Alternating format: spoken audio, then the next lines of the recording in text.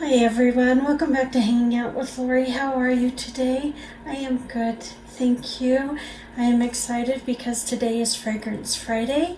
Before we get into my Fragrance Friday, I want to talk about Free the Tomatoes. Janine at Free the Tomatoes. She has her Fragrance Friday already up, and as does Tara at Reed's Beauty Tripp. Both of them have great reviews up this week. Go check them out. Support their channel, give them love. This is just talking about our fragrance, getting to know what we like, what we don't like, telling you about different fragrances so you can be more informed about fragrances and maybe find ones that you're interested in, or possibly ones that just aren't your cup of tea. So go check them out. Both of their links are down below, as well as Mel over at Glitter Bling Bling on Instagram. She also is doing Fragrance Friday. Go check her out. Go give her some support and love. Mel is a dear friend of mine, and I'm just glad she has joined us. So I am glad that Fragrance Friday is growing. It makes my heart grow. And anyone who wants to do Fragrance Friday, jump on in. We would love to have you here with us. Today's fragrance is by Elizabeth Arden, and I am talking about her Always Red Femme palette fragrance. This is an eau de toilette. Look at that bottle. That's a good shot. I'm glad I got it. Isn't that just absolutely stunning? This was released in 2016 and is a flanker of Always Red. Always Red was released in 2015, and they both are tied into Elizabeth Arden's Red Door. So the back side of this has the Red Door design, but this is a flanker of the Always Red, not the Red Door. I do not know what Always Red smells like. I have never smelled it. I picked this up because Elizabeth Arden was a house I wanted to try last year, and it was on sale on Ulta, so I grabbed it. And I like this to a point. To a point. I love the opening. It's sweet, it's juicy, it's inviting, it's kind of, it's a happy beginning. The middle is very lush, very intoxicating, very inviting, very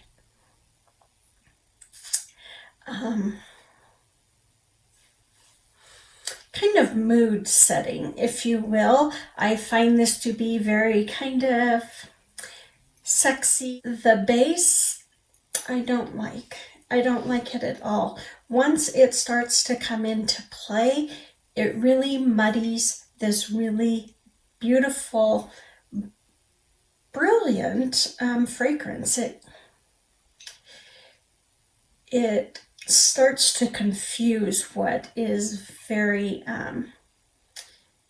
inviting, very juicy and lush, and makes me, there's some green notes in there that makes me think of, a more tropical place. Not that these are tropical notes, but that it has a kind of a wet green, thicker middle that plays really well with that juicy, fruity beginning, because these two meld really well. And then the base gets really murky, dirty, and just muddies up what's pretty. So when I have worn this, I wore it once all the way through, and I was like, yeah, that's a no. This is a fragrance that I would not wear all the way through. I would spray it, smell it through the um, middle of the fragrance, and once that base starts to perk its head, I would respray this because I do not like the base. It's just, I think it could be a nice addition to this fragrance if it wasn't so heavy on the more earthy tones. I think if they had it more of the sweeter notes, even some of the lighter woody notes, ones that aren't so earthy, they're a little creamier, I think it would have worked really well. But because this, I believe they wanted it to be a little more intoxicating, um, in that base, they kind of destroyed it, trying to make it a darker, heavier, earthier fragrance on the base. So this Always Red Femme is described as intriguing, dynamic, passionate. It has fresh fruits, delicate florals, and warm woody tones. Now, I believe all of those are true. They are all true. The warm woody tones, however, um, they go too far. The top notes are black currant buds, which actually are very present, but they really pop in the beginning, along with the lemon and the pear. Then in the middle, we have peach blossom, lily of the valley, davana, and jasmine. Now, some lists also say that there is Muget. I'm sure it's not even pronounced even close to that. But when I looked that up, because I'm like, well, I've heard of it, but I'm not quite sure what it is. That is actually the French interpretation of lily of the valley. So if you ever see that, know that that's lily of the valley. Then the base is patchouli, moss, cedarwood, and vanilla. Davana, I did not know what it was. It is considered a green herbaceous note that has a wine-like scent to it. It's bold, it's fruity, and they say it's incredibly distinct. In perfumery, they say Davana offers a medium strength aroma presenting a base to middle fragrance notes. This is my thoughts, nobody else's. I think that patchouli and that moss, those heavy, woody, kind of smoky, earthy notes, yeah, moss can have still a green woody scent to it, but they're too overpowering, in my opinion. In this fragrance, they are. So they overtake all of that beautiful middle that is going on.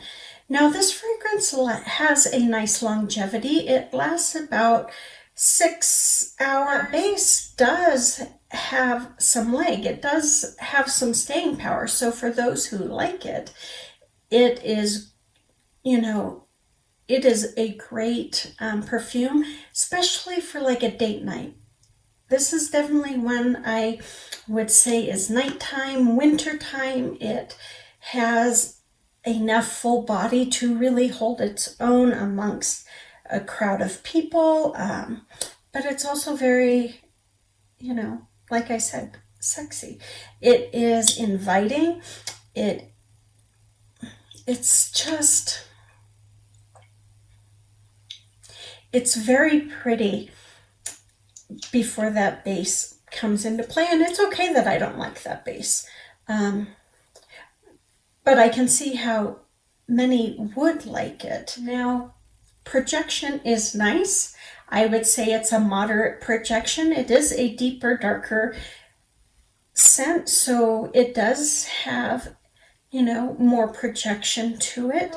With Lily of the Valley in there, you know, I was surprised that the middle had such a strong projection. It could be that jasmine in there that gives it a little more leg. It could be the Davana. I don't know.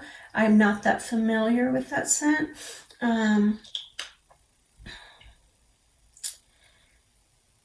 It could be some of the base notes coming up to play slowly, giving it a little more strength and depth. That gives it that moderate projection. That middle is just lush and pretty, and while I am not a huge floral fan, I seem to have a lot of floral fragrances that I like. Very few do I love, but this is really pretty. It's soft and inviting, but it's soft in a different way, kind of soft. Not a powdery soft, not a skin scent soft, but as a, you know, like you're just walking through the flower garden and how the different floral scents kind of waft through the air, that kind of soft. So always read Femme by Elizabeth Arden. Very pretty, very sensual.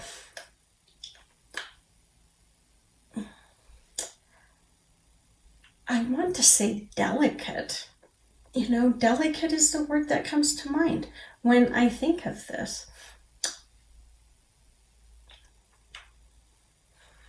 Weirdly enough, I will put links down below where you can get it.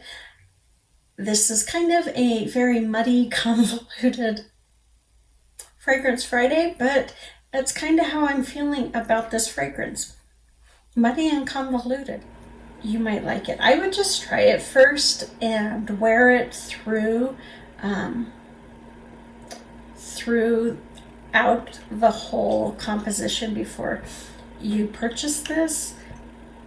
You may or may not like it. So I'm half and half. So that is my very horrible Fragrance Friday. I do apologize for that. Next week will be a very interesting Fragrance Friday. It'll be the beginning of a series that I will be doing throughout the year. So, you know, stay tuned for that. I appreciate you being here with me. Go check out the others who are doing this. Janine, Tara, and Mel. You guys take good care of yourself. Be safe, and I will see you on the next one.